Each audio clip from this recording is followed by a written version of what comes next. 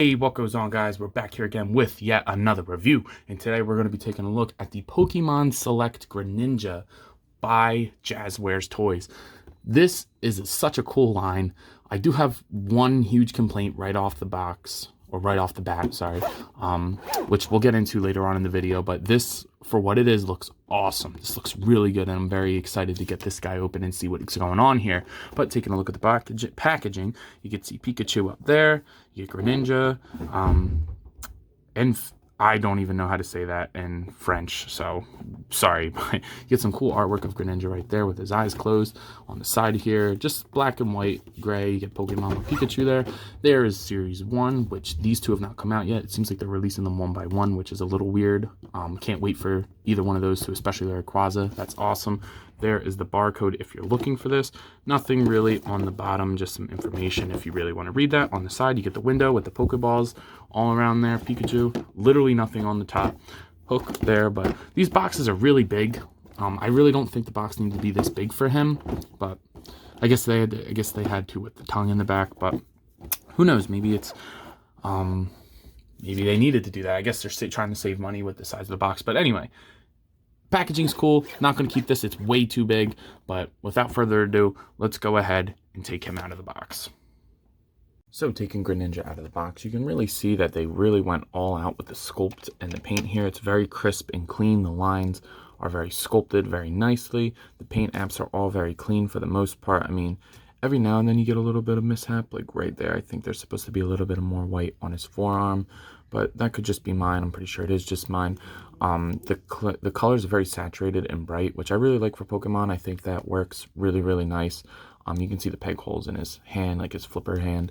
The tongue wraps around the head as it should. The one thing that I thought was really interesting is the fact that they put the copyright information on the back of his like head flap thing. It's a really smart idea. I mean, bottom of the feet are always optimal, but I think that kind of works too. Kind of sucks when you take pictures from behind. I took a couple pictures from behind, which they're on my Instagram. If you do not follow me on Instagram, please go ahead and do so, because I take a lot of cool pictures, and I think that they deserve a little bit of more appreciation than they get. But moving on down to the body here, you can see the tannish like yellow color is painted really nice. I do have these weird like scratches on the side here. I did not do that. I'll admit if I F up my own figure, but I did not do that. They came out of the box like that, which was a little aesthetically unpleasing when trying to take pictures, because if I took it at a certain angle you would see them there, which is kind of annoying. But going down here, his knees are painted well. You get the blue shurikens on the side that are really crisp and clean. I really like that. There's a little bit of white flecking right there, but nothing too bad. And then moving down into the legs, or the lower legs, I guess, you get his flipper feet, which look really, really cool. There's a little bit of extra plastic there, but I can cut that off. But one thing that I got to say right out of the package, he is incredibly loose at the ankles. His ankles are really, really, really loose, and to the point where he does not stand on his own, like, at all. Like, if you try to get him to stand here, it's not going to happen. I have to lean him up against the backdrop or put him on the figure stand that he comes with, which I'll show in a second. But yeah, he does not stand at all, which is kind of annoying because, like, I don't like using figure stands in my display unless I really, really have to. And I guess this is just one of those cases where I really, really have to. So unfortunately, I'm just going to have to deal with that. But, you know, what are you going to do? He's got a heavy head. His head's solid, so it's like really heavy actually. So that doesn't really work with counterbalancing him on loose ankles. But other than that, the joints are pretty good. I would just be careful. I mean, I'll go through the articulation in a second, but I would just be careful because they are thin, but you know, not that big a deal. But let's go ahead and take a look at Greninja's accessories, because unlike Charizard, he does come with more than just a flight stand. So, like Charizard, he comes with the figure stand, which you have a pivot here, and a pivot at the bottom with a swivel at the bottom, and he plugs into it very nice. I actually really like these figure stands. I actually wish that they fit more 6-inch figures than just the Pokemon ones, because they kind of don't. The peg hole is really big, but it works nice. So you can get them into like some dynamic posing and things like that. I definitely had some fun getting them on here and taking some cool pictures with them like that. So really happy with the way that the figure stands turned out on these guys. I hope that each one of them comes with that. I think they are, based off of the line, and the next two figures I know definitely are, but we'll see in Series 2 if we get a Series 2. But Look in here, we got the water shurikens. I'm not sure if there's a specific attack name that these are called, but these look really good. They're made out of translucent blue plastic with some white paint apps over them to make it look like swooshing water. And the way that these work is, you saw earlier, there was a peg hole in his hand, and there's a peg on the shuriken. So you just throw that on there, and you can rotate it around. So if you want to do like some stop motion, you know, you can kind of start it here and then move it out that way, or have it just spinning in his hand. That'd be pretty cool. Definitely took a bunch of pictures of him using these because these are awesome. So I really, really like these. And unlike Charizard, these accessories really amplify his powers, I guess, because Charizard did not come with anything. If you look at the pictures on my Instagram, I had to use like Marvel Legends effects and things like that to get him breathing fire and stuff like that. So having these is a really, really nice addition to the pack. But the one thing that was the most surprising about this figure was the articulation. So let's go ahead and take a closer look at that. So taking a look at Greninja's articulation, his head just swivels. It goes all the way, well, actually it doesn't. It actually stops right there. So, but now this is a first for me. His tongue is articulated.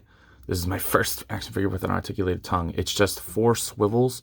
You get a swivel here, swivel here, swivel here, and a swivel here, and this works gorgeously.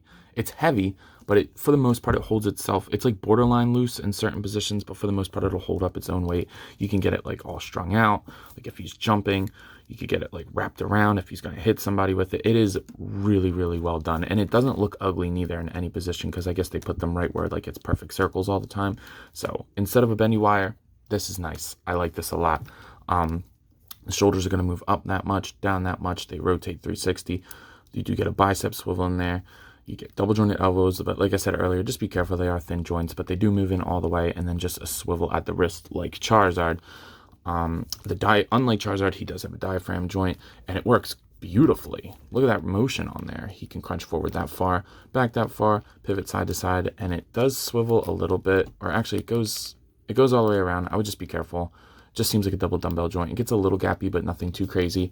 The hips, due to the design, I knew they're not going to be too much, but what I would do, or what I do is kind of rotate them out a little bit, and it'll get them further. He'll kick forward that far. It kind of just spins around, honestly. It's just on a ball joint. You do get a little bit of rotation there. At his knee, he's going to kick back that far, but you can hinge it forward too if you really needed to, and it does swivel. And then the ankles move down all the way, up all the way. They do rock, but like I said, they are incredibly loose. I would just be careful about that. I would just use the figure stand. That's what I'm going to do. But yeah, I think the articulation is pretty awesome on this guy. It just really, really sucks that his ankles are that loose, because, you know, you need good ankles on a figure for it to be able to stand. So unfortunately, it's not like that in this case. Now here's where my biggest issue with this figure comes into play.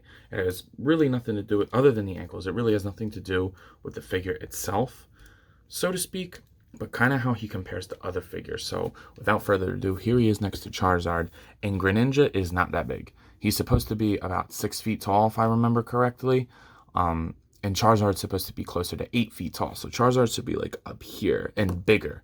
Charizard's not enormous, so to speak, but Greninja's not that big. So it's either he's too big or he's too small. And if I was to take a 6-inch figure like Shang-Chi here, I would say the Greninja is more in scale than Charizard is. Please correct me if I'm wrong. I don't think I am, but I understand. I'm not too upset about it, to be honest. Just something that I thought I'd mention, because I know, like, for instance, my best friend, he's a really big stickler for getting these guys to be in scale with each other, but unfortunately, it doesn't seem like that's the case here. But for a $20 price point, I still think you're getting a lot with these figures. I mean, especially with him coming with accessories, all new sculpts, great paint, great articulation. And for 20 bucks, I think that's really fair. But these look really good together.